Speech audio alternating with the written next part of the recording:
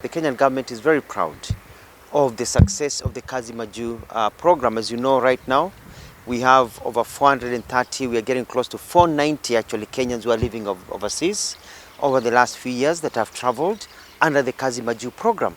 And this is a very successful program because Kenyan labor is very good labor. Kenyans are very hardworking, they're very good people, they're efficient, they're well educated, they're very well spoken, wanajua kujituma. You know, they can send, they're very active and team players. So as we speak right now, we're very proud. When we were in Qatar the other day with His Excellency the President, the Qatari government even added thousands of more opportunities for Kenyans. And as a result of that, somebody has just told me an agency has gotten an order for nurses. They need 100 nurses who are diploma nurses, not even degree nurses, to do home care and some of those other aspects. Making good money. You're talking about people making over 100, 200,000 Kenya shillings a month. We have jobs across Europe also, where Kenyans are working in Europe. Other parts of the Middle East, like Dubai now, are really coming for Kenyans because they believe that Kenyan labor is the best. And so we're increasing. From our tabulation, 300 to 500 Kenyans are traveling every single day from our airports to work overseas, and because they are wanted overseas. And so it's a very, very successful program. I am cleaning house because we formed a task force to look at rogue agencies. And as you know, we have registered many agencies. And this task force found something very interesting, that there are some agencies out there that are conning people, and yet these agencies are not registered not only as an agency, but not even as a business.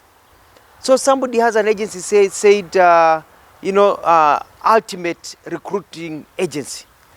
And that's a name with a PO box number, but that agency, so-called person, is not even registered, has no PIN number, is not known, is not even registered as a company in the Attorney General's office.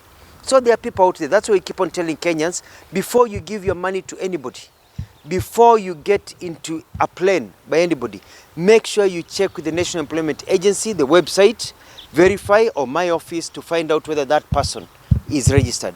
Before a parent pays any money for somebody, please double check with the government. Because many people are saying, oh, mpango wa serikali. So serikali, you are falling victim because you're not doing due diligence. And the government cannot police everyone. Mtu anaamka asubuhi, anatengeneza letterhead, anaeka fake jobs, anakuja anakuambia, they're not even talking to us. Wanasema ni mpango wa serikali, and then you give them money. So please let us also conduct our own personal due diligence, because a lot of people have been conned by these conmen who are not even registered in the government circles. In the meantime, we are pursuing many, and we are going to register more, because we want this to be a very efficient system for young people. The good news is that next year will be a major year for us. We do expect that next year we are going to get as many as maybe 100 to 250,000 Kenyans to travel overseas. We are looking at the projections and the jobs that are coming. Next year, we align ourselves properly with the BLAs that we are signing and everything that we are putting together, and the diligence of Kenyans. We'll get very many Kenyans travel overseas and get them to have a good life and for them to support their families. I have heard of issues of recruitment that we did in the coast area, and I'd like to report that out of the people who are recruited in the coastal area, 500 were funded by the government. Out of the funded people, 300 have already traveled. 121 are yet to travel. 84 have visas and are about to travel anytime now. So the people who have not yet traveled, who are waiting for visas, are only 121 of the 500 that were funded. It is also to note that just because you applied for a job, just because you are given an offer letter and you are funded, does not mean that you passed the medical tests. Unfortunately, we saw this at the coast. We've seen it in Ukambani, we've seen it in Nyanza, we see it in Nairobi. A lot of our young people are failing the drug tests. Umevuta bangi, within 3 months of the test, it shows positive and you can't travel. So especially drugs, especially marijuana, bangi. You smoke bangi now, within 3 months, it is still in your blood system, it will show you will not get a visa. So some of these people who are claiming they have not traveled, they were conned, they need also to go and do personal medical checkups. They have failed the drug test and many other tests that they have not traveled. Others who have not traveled, should you be patient as we align up.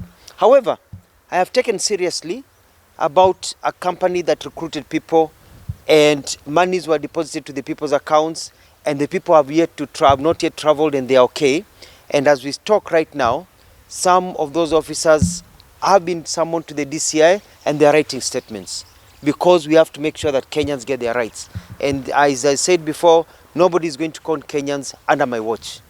And I'm going to ensure that anybody who cons Kenyans knows the taste of maharagwe, of beans in Kamiti prison.